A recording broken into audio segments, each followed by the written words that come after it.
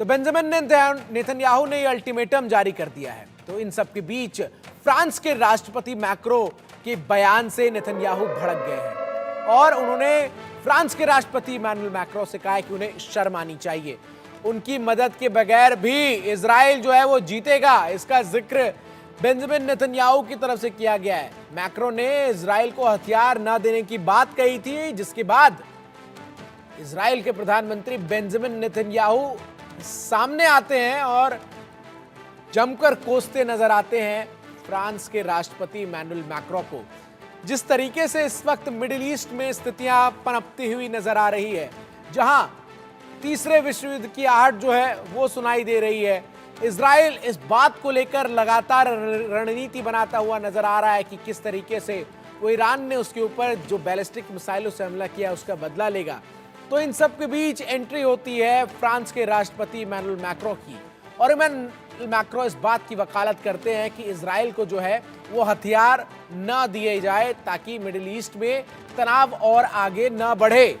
और जैसे ही Emmanuel Macron का ये बयान सामने आता है, इस बयान का जवाब देने के लिए दूसरी तरफ से इजराइल के प्रधानमंत्री बेंजामिन नेतन्याहू खुद आते हैं और वो कहते हैं कि इमैनुअल मैक्रो को शर्म आनी चाहिए। जिस तरीके से इजराइल के आम नागरिकों को 7 अक्टूबर 2023 को निशाना बनाया गया, लगातार जिस तरीके से हिजबुल्लाह के लड़ाके इजराइल में रह रहे लोगों को निशाना बनाते हैं, क्या इन सब चीजों को देखकर भी इमैनुअल मैक्रो नजरअंदाज कर सकते हैं? ये सवाल उन्होंने पूछा और फिर इस बात का भी ऐलान कर दिया कि फ्रांस हमें हथियार दे न दे, हमारी मदद करे न करे, लेकिन हम जीत के रहेंगे। मेजर जनरल रिटायर्ड अनुज माथुर सर मेरे साथ में जुड़ रहे हैं और साथ ही साथ मेरे साथ ब्रिगेडियर शदेंदु सर भी जो हैं वो जुड़ रहे हैं। दोनों का इस चर्चा में मैं बहुत बहुत स्वागत करता हूं और सबसे पहले शुरुआत मैं माथुर सर से करता हूं। ये फ्रांस की एंट्री इस परिप्रेक्ष्य में हुई है माथुर सर, उसमें आप किस तरीके से देख रहे हैं कि क्या कहीं ना कहीं यूरोप को इस बात का डर सता रहा है कि अगर वाकई इजराइल और ईरान के बीच सीधे सीधे युद्ध की स्थिति होती है तो इसकी चपेट में पूरा यूरोप आएगा? देखिए, ये बात बिल्कुल साफ है। ये जो युद्ध होते हैं इनके रेपरकशंस, जो फिजिकल रेपरकशंस लड़ाई के हैं, जो कुछ जान माल की हानि हो रही है, उसके अलावा एक बहुत इंपॉर्टेंट और मेजर रेपरकशन होता है कि पूरे विश्व की इकोनॉमी पे इसका असर पड़ता है। देखिए, जैसे ही आपका आपका जो जो ट्रेड मूवमेंट रेड सी से बाधित हुआ या कम हुआ, तो उसका व्यापक असर पूरे दुनिया की आपको अर्थव्यवस्थाओं पर होता हुआ नजर आएगा। जैसे ही इजराइल ने हमला किया तो आपने देखा कि पूरे दुनिया के मार्केट्स के ऊपर उसका डायरेक्ट इम्पैक्ट पड़ा। तो ये एक बहुत बड़ा इम्पैक्ट होता है कि जहां से वो प्रदेश या वो हिस्सा जहां से एनर्जी का एक बहुत बड़ा भाग पूरी दुनिया में जाता है, अगर वहां पर अस्थिरता है और वहां पर युद्ध हो रहा है तो उसका आर्थिक असर पूरे विश्व के ऊपर पड़ने वाला है। Point number 1।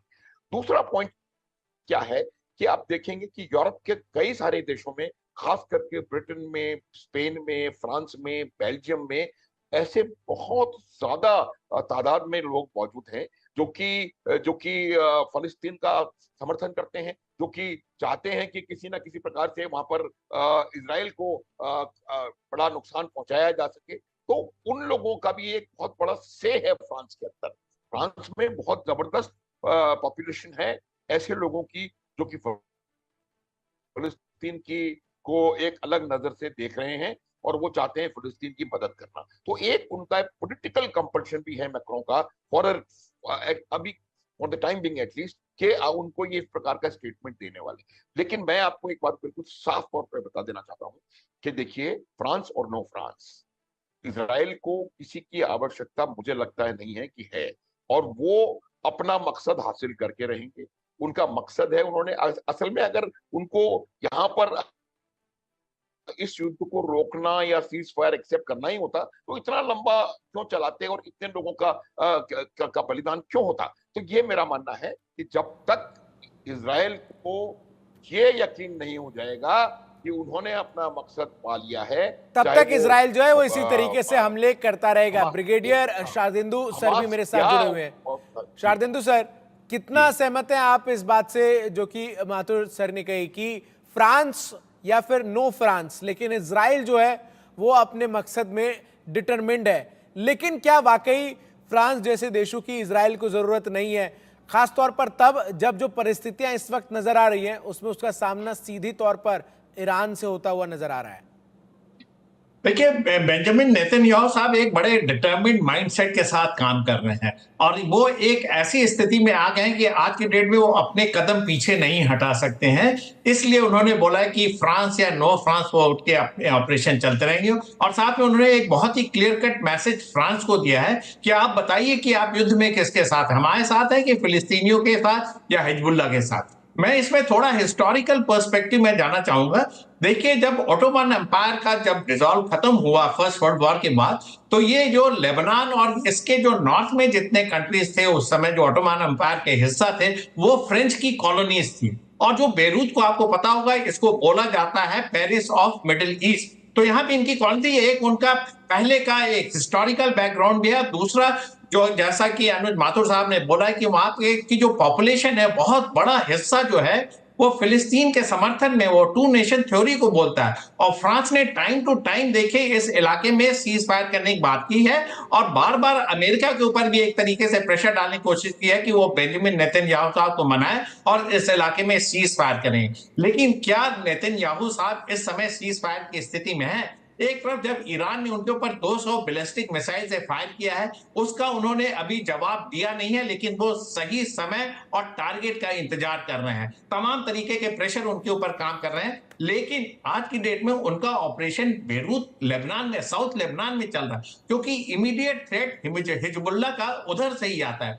वहीं से रॉकेट मिसाइल फायर हो रही है और वहीं से नॉर्थ इजराइल थ्रेटन होता है। तो नेतन्याहू साहब और उनकी जो मिलिट्री लीडरशिप आईडीएफ, उनका पूरा पूरा आज की डेट में अटेंशन साउथ लेबनान की तरफ है, क्योंकि वहां से थ्रेट है, वहां से उनके मिलिट्री इंस्टॉलेशन और तमाम तरीके का जो कॉन्सेंट्रेशन ऑफ फोर्सेस है उस पर अटैक हो रहा। और जब से ग्राउंड ऑपरेशन चले हैं हिजबुल्ला के, देखिए लड़ाकों ने उनके सैनिकों को भी मारा, कभी 8 कभी 4, और इस तरीके के ग्राउंड ऑपरेशन बिल्कुल। लेकिन